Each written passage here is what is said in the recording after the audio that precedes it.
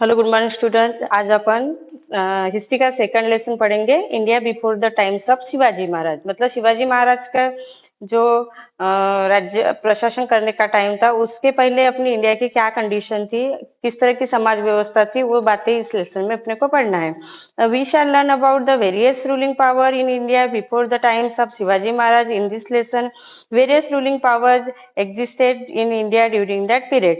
तो मतलब शिवाजी महाराज का जो प्रशासन स्टार्ट होने के पहले बहुत से अपने मतलब भारत की किस तरह कंडीशन थी और कौन से राजाओं का राज्य था, उसके बारे में पढ़ना है। बहुत से राजाओं उस समय उनका अस्त भी हुआ है और बहुत से नए नए राजाओं के साम्राज्य भी का उदय भी हुआ है।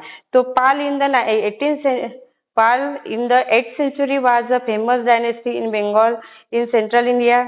The Gurjar Pratihar power spread up to Andhra, Kalinga, Vidarbha, West Kathiawar, Kannauj and Gujarat. तो पाल एक 8th सेंचुरी में फेमस डायनेस्टी जो बंगाल में मतलब उनका साम्राज्य था, वो सेंट्रल इंडिया में उन्होंने अपना राज्य स्थापन किए थे। उसी तरह गुर्जर और प्रतिहार इनका जो साम्राज्य था, ये आंध्र प्रदेश, कलिंगा, विदर्भ, वेस्ट काठेवाड़, कन्नौज और गुजरात, यहाँ इनका साम्राज्य स्थापित था।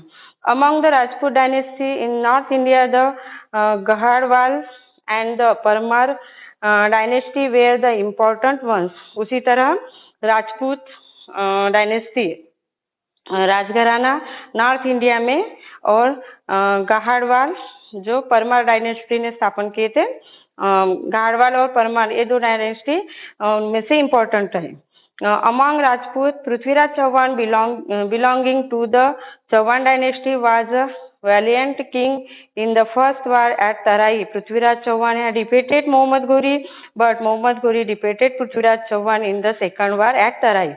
तो जो राजपूत डायनेस्टी थी उसमें से पृथ्वीराज चौहान ये राजा उस चौहान डायनेस्टी से बिलोंग करते थे। ये बहुत ही सूरवीर राजा थे। इन्होंने जो मोहम्मद घोरी था उसके साथ में इनकी तराई में फर्स्ट लड़ाई हुई थी। उसमें क्या कहता पृथ्वीराज चौहान ने मोहम्मद घोरी को हराया था। उसके बाद में और इनकी तराई में सेकंड बार हुई, उसमें मोहम्मद घोरी ने पृथ्वीराज चौहान को हराया था।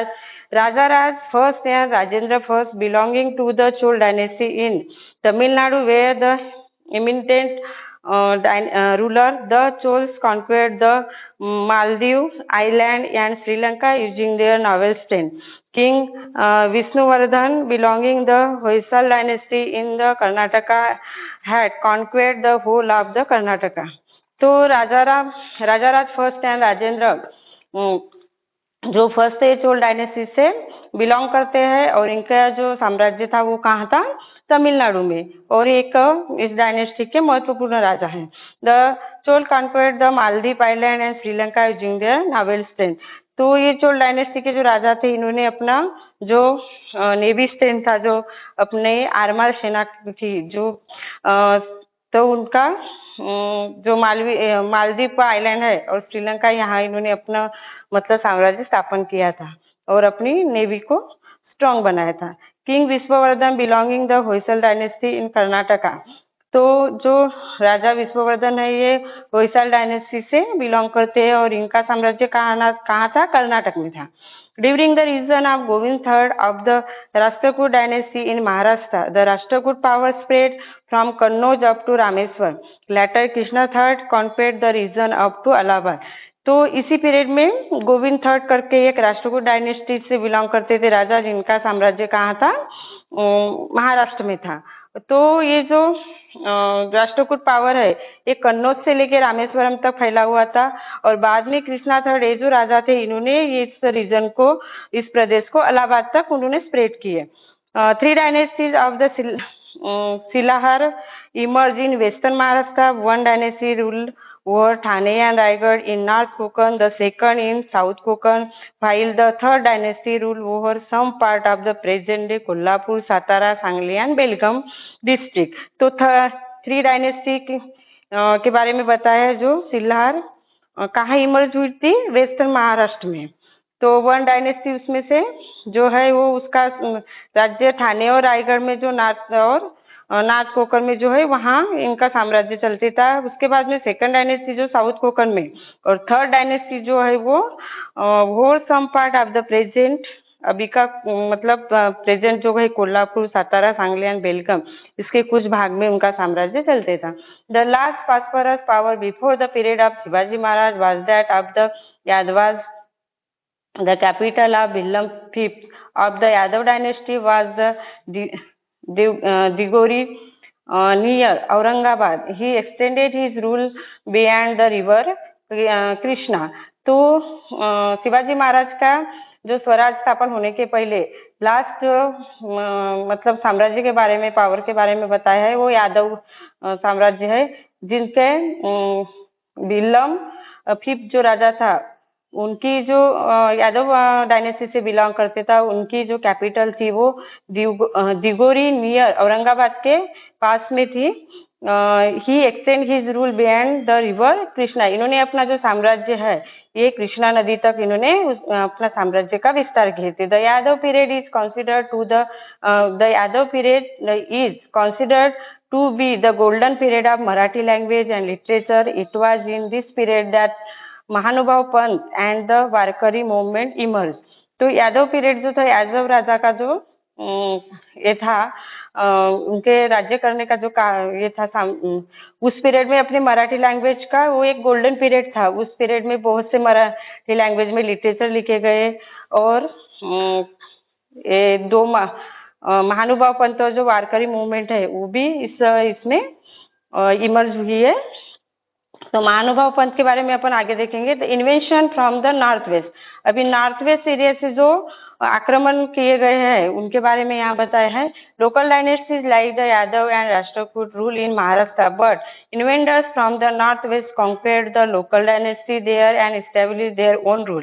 तो जो लोकल राजा थे, यहाँ साम्राज्य वाले जो थे राजघराने यादव, राष्ट्रकूट, जो जिनका राज्य महाराष्ट्र में चलते था, तो उनको जो इन्वेंडर्स से आक्रमण करने वाले थे, वो the north west conquered the local dynasty there and establish their own. तो उन्होंने लोकल राजाओं को हरा के उस जगह अपना साम्राज्य स्थापन किया. In the meanwhile the Arab power had emerge in the Middle East. Arab rulers turn towards India to expand their empire. The Arab general Muhammad bin Qasim attacked the Sindh province in the 8th century, notwithstanding the residence of King Dahir. He conquered the provinces of Sindh.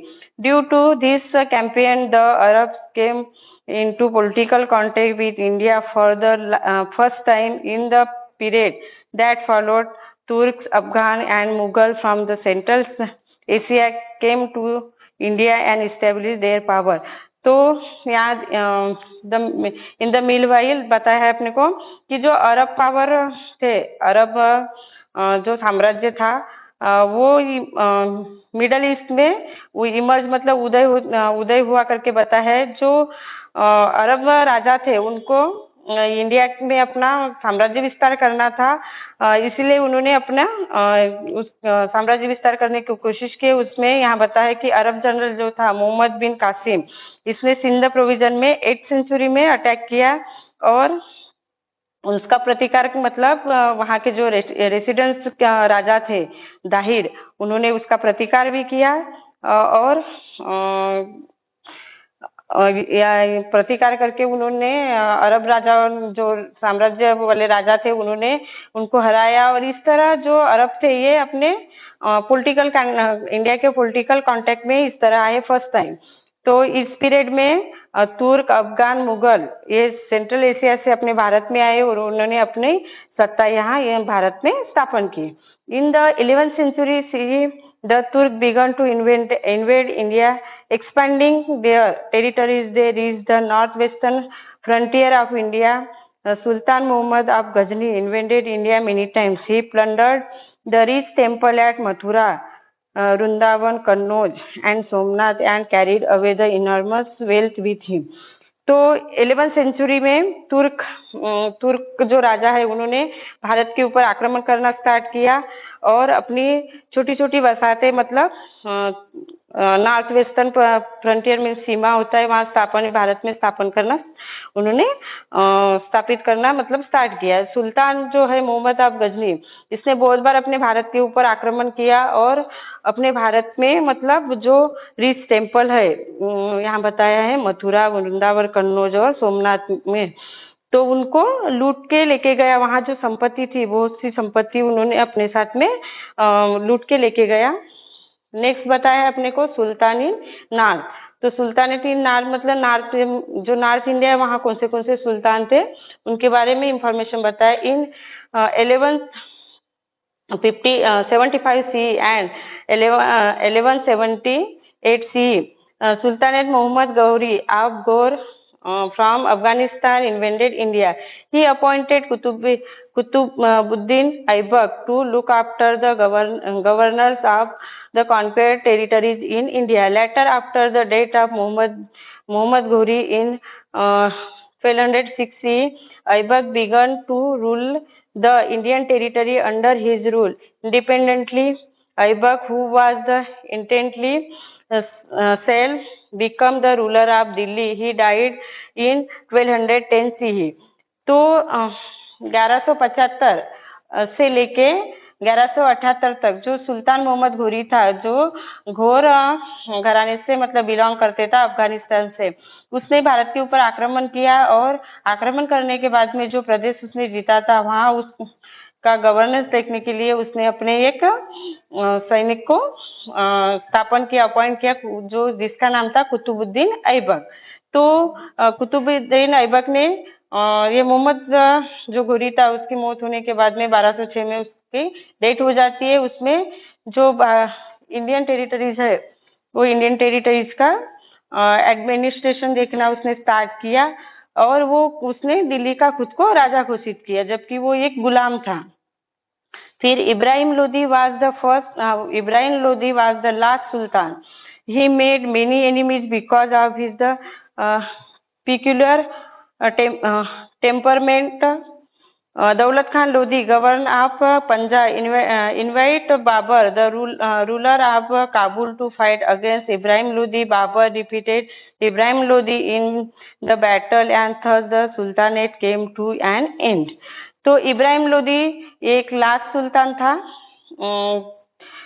और इसने बहुत से अपने मतलब दुश्मन बना लिए थे क्योंकि उसके जो विचित्र उसका एक क्या था नेचर था, उसकी वजह से आजू बाजू के राजा जो थे उसके दुश्मन हो गए थे। तो दौलत खान लोदी जो है जो पंजाब का गवर्नर था उसने बाबर को इनवाइट किया था जो रूलर ऑफ काबुल मतलब जो काबुल का राजा था, तो किसके साथ लड़ाई करने के लिए? इब्राहिम लोदी के साथ में लड़ाई करने के लिए दौलत खान लोदी ने बाबर को इनवाइट किया और बाबर ने इब्राहिम लोदी को हरा के मतलब वो लड़ाई जीत लिया। इसी तरह सुल्तान जो घराना है उसका अस्त हो गया।